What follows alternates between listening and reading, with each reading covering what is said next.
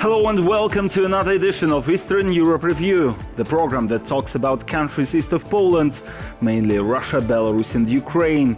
This is a joint production of BELSAT TV and TVP World. My name is Igor Kule and let's look at today's headlines.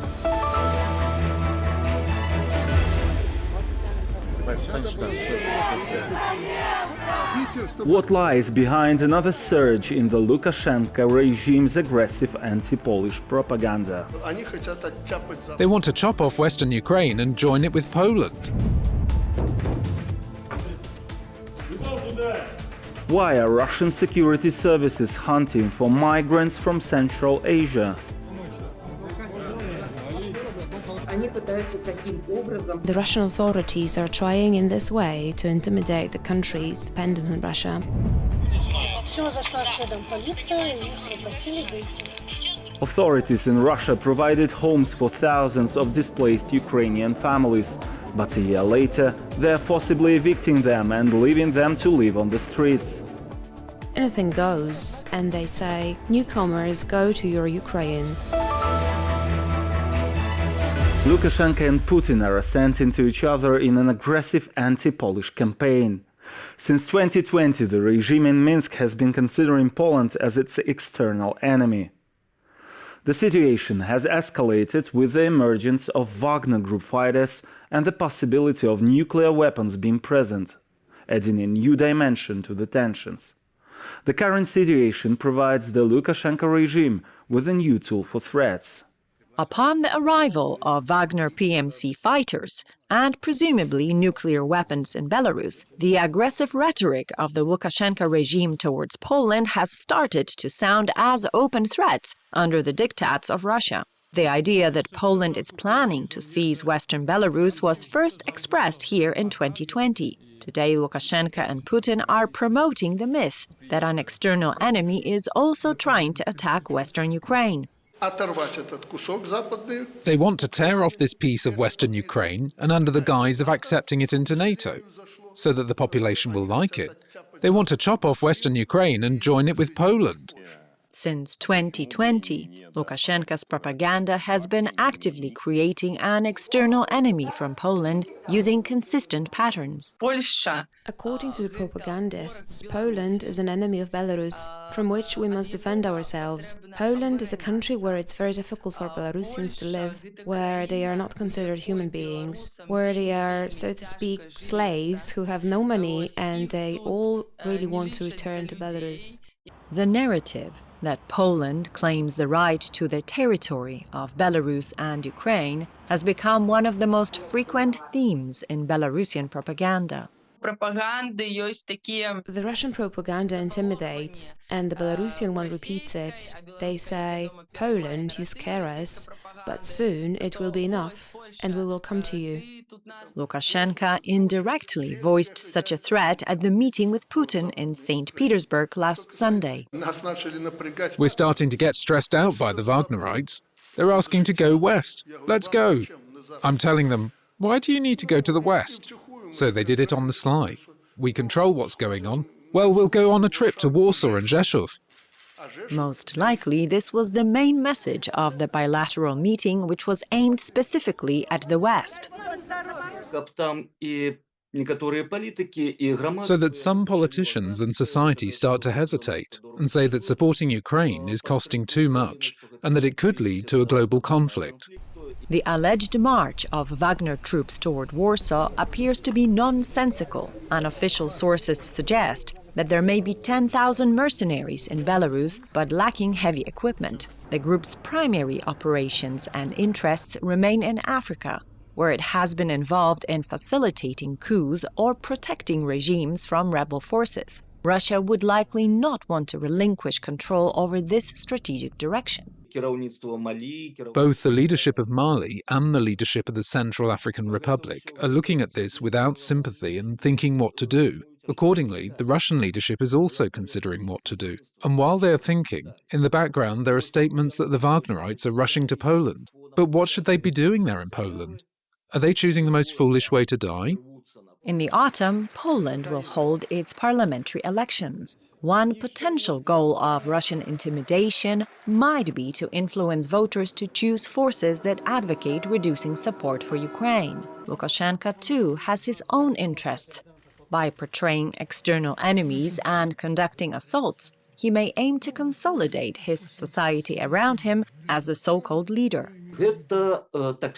Allocation of foes is mandatory. They serve as a scarecrow for additional mobilization. Enemies are around, and we must concentrate our efforts around our leadership, prepared to defend our Belarus and our peaceful skies.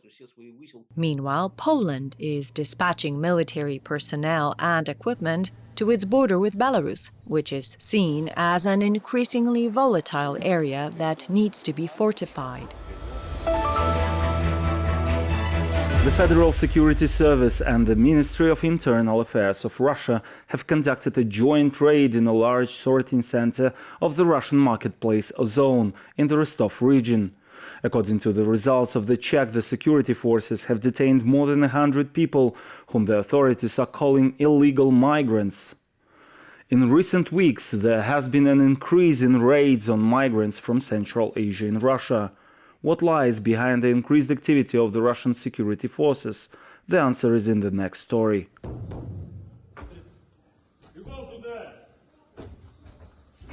A wave of raids on migrants in different cities has swept over Russia. On Thursday, July the 27th, the security forces raided one of the hostels of the Moscow region where foreign citizens live. As a result of the raid, more than 100 people were detained, as the Russian news agency TASS reports. They claim that the searches are carried out in connection with a case of illegal registration of 100,000 migrants.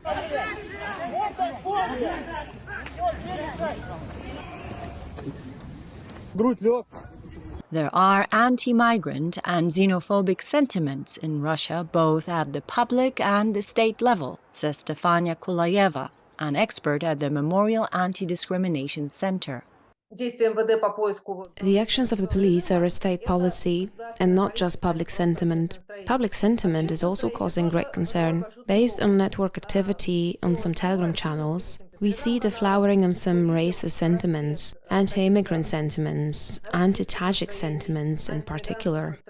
The massive campaign against migrants began in June this year. Then, after a complaint from residents of one of the Moscow districts, the Ministry of Internal Affairs and the FSB began mass detentions of migrants. However, the work of the security forces was not limited to the capital. News about roundups and raids came from all over Russia.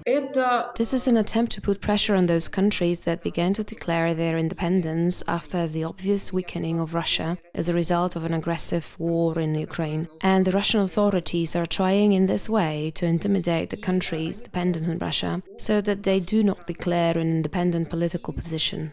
Over the past year, Russian security forces have detained tens of thousands of people in more than 20 major cities across the country. The result of such measures was the deportation of 7,000 citizens of Central Asia from Russia. Human rights activists report cases when police officers detained migrants and forced them to sign contracts with the Russian army by deceit or force. When the migrant is expelled, they threaten him that we will put you in a special detention center, a deportation prison, and you will sit there for years and we will not let you go anywhere. Or right now you can sign a contract for voluntary military service. There is another pragmatic reason for such pressure. The Russian authorities use migrants also as a labor force in the occupied territories of Ukraine. Specifically, citizens from Tajikistan, Uzbekistan and Kyrgyzstan are engaged in construction work in the occupied city of Mariupol. There you go, migrants work everywhere. Now we are driving around the city. Migrants are everywhere, a city full of migrants. Any work, construction, road, curbs, specifically all workers, all of them are migrants. Valentina Chupik says that there are thousands of migrants from Central Asian republics who work on the occupied territories. And it's not just about construction work, but about the military. They are forced to dig trenches and build fortifications. And there are even cases of slavery. The workers are threatened that if they do not do this work for free or for food, they are threatened to be sent to the front line. Authorities in the Russian city of Yekaterinburg have announced the eviction from temporary housing of Ukrainians who were forced to leave their homeland. People from Mariupol, Melitopol and Kherson believe in the promises of Russian officials to provide them with housing and assistance were relocated from their homes destroyed by Russian army. Now, after a year has passed, officials are telling them to leave. Yekaterinburg is the fourth largest city in Russia in terms of both population and territory. Situated in the center of the country, within the Urals region, this megapolis became an involuntary haven for hundreds of Ukrainian citizens over a year ago. People who were fleeing the war were deprived of housing and a normal life. The Russian army captured their cities, leading them to place their trust in the Russian authorities and to choose to evacuate to inland areas. Natalia Kostyukova, a native of Mariupol, recorded a video on her phone revealing a concerning situation. Officials from the local administration visited displaced people from Ukraine who have been residing in a nearby hotel for a relatively short period of time. The authorities refused to introduce themselves and gave an ultimatum, demanding all residents to vacate the premises within 10 days. Initially, this hotel served as temporary accommodation for those who were forced to flee Ukrainian cities captured by Vladimir Putin's army. However, the Russian authorities have now decided to stop providing financial support for this provisional accommodation. I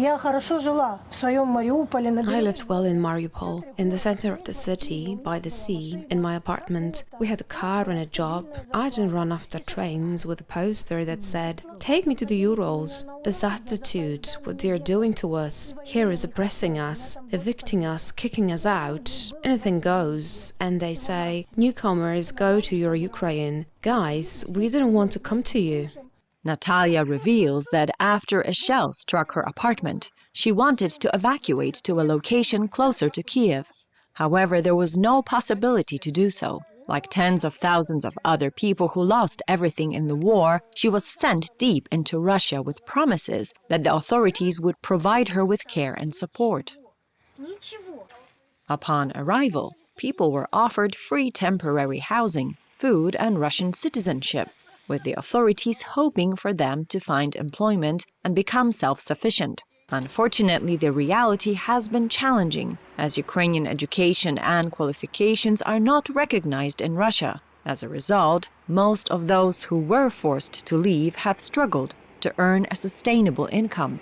The regional authorities have refused to talk to journalists by issuing a document explaining the decision to evict people instead.